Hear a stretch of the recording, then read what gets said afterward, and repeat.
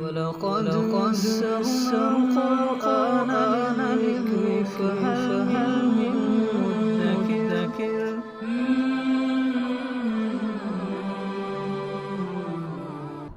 سورہ انعام آیت نمبر 65۔ اعوذ باللہ من الشیطان الرجیم، بسم اللہ الرحمن الرحیم۔ قل هو القادر على ان يبعث عليكم عذابا من فوقكم او من تحت ارجلكم او يلبسكم شيعا ويذيق بعضكم بأس بعض انظر كيف نصرف الآيات لعلهم يفقهون۔ سابقہ آیات میں اللہ تعالیٰ نے ارشاد فرمایا تھا کہ اللہ قادر ہے کہ تمہاری تکالیف کو، مصیبتوں کو، الجھنوں کو دور فرمائے۔ یہ بات اس لیے ارشاد فرمائی کہ اللہ تعالیٰ کو مخلوقات پر قدرت بھی کامل ہے اور رحمت بھی کامل ہے۔ تو قدرت کا کمال ہے، اس لیے وہ قادر ہے کہ ہر مصیبت کو، تنگی کو، تکلیف کو دور کرے، اور اس کی رحمت بھی کامل ہے، اس لیے وہ اپنے بندوں کی تکالیف کو دور فرماتے ہیں۔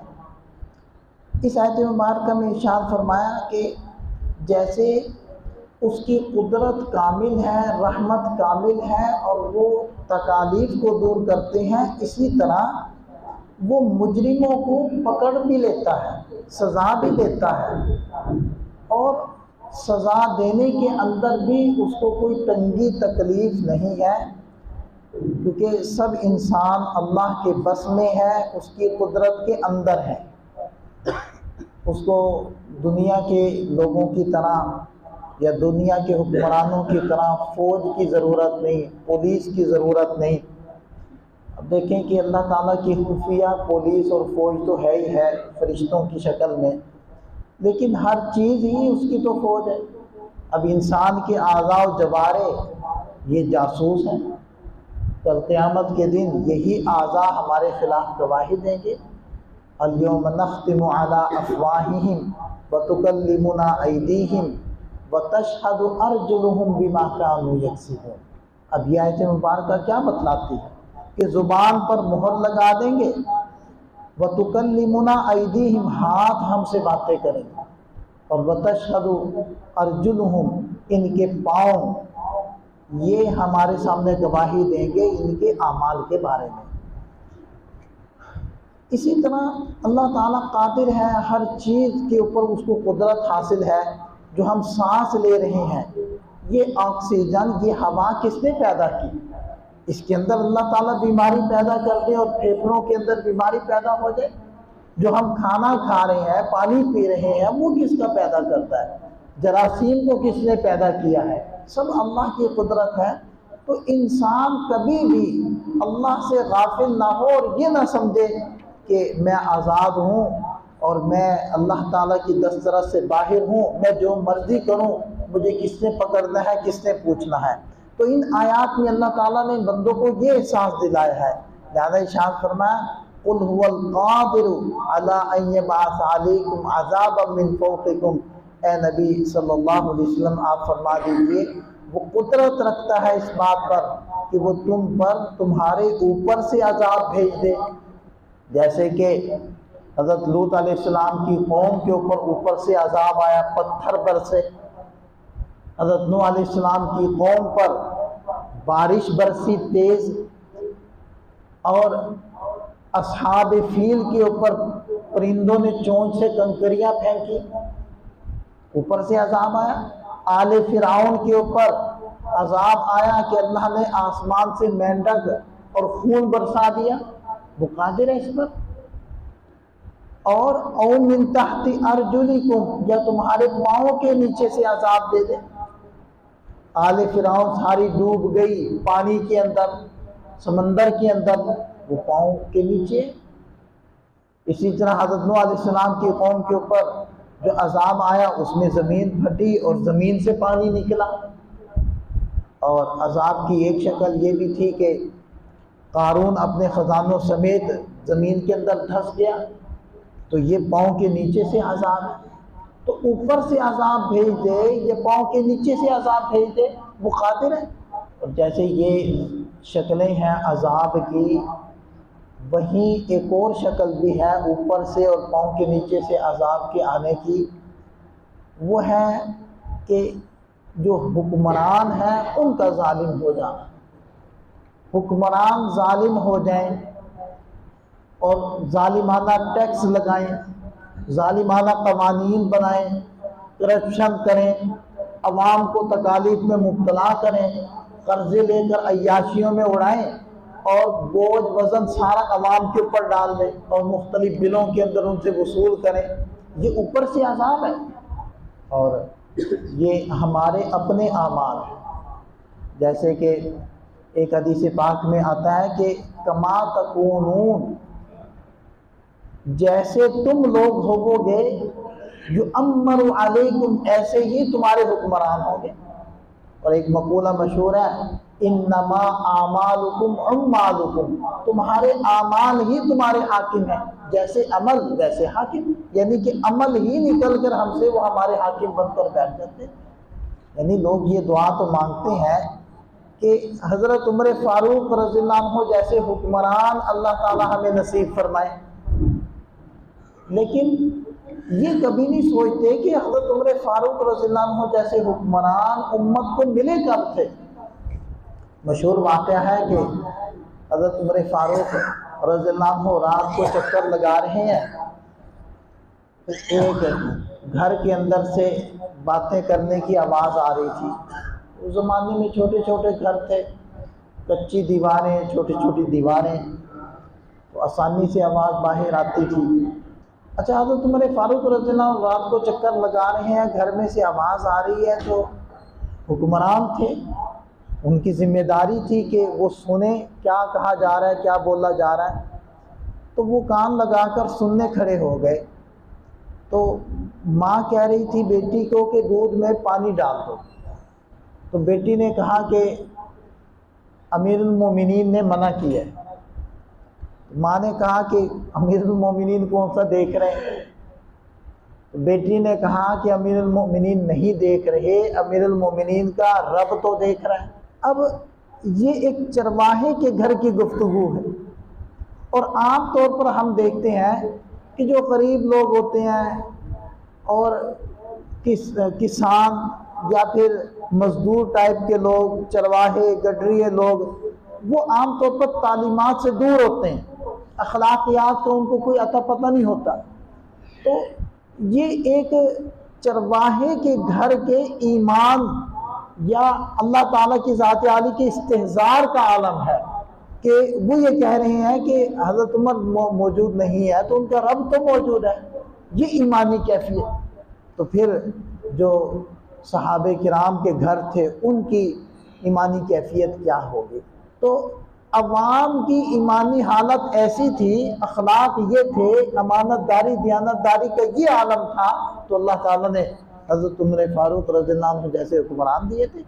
اسی طرح ایک اور واقعہ ایسا ملتا ہے کہ غالباً حضرت عبداللہ ابن عمر رضی اللہ عنہما تھے، وہ اپنے چند رفقاء کے ساتھ باہر نکلے شہر سے، تو ایک چرواہا بکریاں چرا رہا تھا، تو اس نے دیکھا کچھ مہمان ہیں، تو اس نے دودھ دوہا اور ان حضرات کو پیش کر دیا۔ ان حضرات نے پیا، تو انہوں نے کہا کہ بھئی اکرام کر رہے ہو تو کوئی ایک بکری بھی ذبح کر کے ہمیں کھلا دو، اکرام اگر کر ہی رہے ہو۔ تو اس چرواہے نے کہا کہ جی میں ان بکریوں کا مالک نہیں ہوں، مالک کی طرف سے دودھ پلانے کی تو اجازت ہے، بکری ذبح کر کے کھلانے کی اجازت نہیں۔ تو انہوں نے ازراہ امتحان فرما دیا کہ تم بکری ہمیں کھلا دو، جب مالک پوچھے تو کہنا بھیڑیا لے گئے۔ تو وہ کہنے لگا کہ جی اب تو میں بکری ذبح کر کے آپ کو کھلا دوں گا، اللہ دیکھ رہے ہیں، تو جب میں یہ کہوں گا مالک کو کہ بھیڑیا لے گیا، اس وقت اللہ کہاں چلے جائیں؟ اس وقت بھی تو اللہ موجود ہوں گے، یہ بات میں کروں گا کیسے؟ تو یہ ایمانی کیفیت تھی پبلک کی، عوام کی۔ تو اللہ تعالیٰ نے حضرت عمر فاروق رضی اللہ عنہ جیسے حکمران دیے ہیں، تو ایسا نہیں ہو سکتا کہ عوام کے ہتھے جو چیز چڑھے وہ معاف نہ کرے، یعنی جو کرپشن عوام کر سکے اسے پیچھے نہ ہٹے اور دعائیں مانگے کہ اللہ نیک صالح حکمران عطا فرما دے، اللہ نیک صالح حکمران دے دے، ایسا نہیں ہوگا۔ ہم دیکھ لیں کہ حکومت 2 روپے بڑھاتی ہے تو عوام کتنے روپے بڑھاتی ہے، پیٹرول کتنا بڑھتا ہے اور کرائے کتنے بڑھتے ہیں، ٹھیک ہے۔ اب جو گندم کا ریٹ گورنمنٹ نے دیا ہے کیا عوام اس ریٹ پر لے رہی ہے؟ کیونکہ میں تو کل بھی گاؤں ہو کر آیا ہوں، وہ ساری صورتحال وہاں والوں نے مجھے بتائی کہ جی گورنمنٹ کا ریٹ اور ہے، اور یہ جو آڑتی ہیں یا جو کھیتوں سے جا کر اٹھاتے ہیں کہتے ہیں وہ یہ کہہ رہے ہیں کہ جی ہم تو 2000 روپے من اٹھائیں گے۔ تو انہوں نے کہا کہ جی اس ریٹ میں تو وہ کسان کی وہ خرچہ وہ پورا نہیں ہوتا، تو کسان تو بیچارہ لگ گیا دیوار کے ساتھ۔ تو یہ ظلم کون کر رہا ہے؟ ظلم تو عوام کر رہی ہے۔ کیا ہر گلی محلے میں، کیا ہر بازار دکان میں گورنمنٹ آ کر بیٹھی ہوئی ہے؟ تو کہاں کہاں عوام نہیں ظلم کر رہی ہے ایک دوسرے کے اوپر۔ یہ جو ڈاکہ زنی ہے، یہ جو ملاوٹ ہے، خیانت ہے وغیرہ وغیرہ، اتنے شعبے بنانے پڑے ہیں، کس لیے؟ عوام سیدھی نہیں ہے۔ تو اس لیے ایسا نہیں ہوگا کہ عوام اپنی مرضیاں کرتی رہے اور اللہ نیک صالح حکمران عطا فرما دے، نہیں۔ جیسی عوام ہے ویسے، جیسے کہتے ہیں جیسے روح ویسے فرشتے، تو بالکل جیسے اعمال ویسے حاکم۔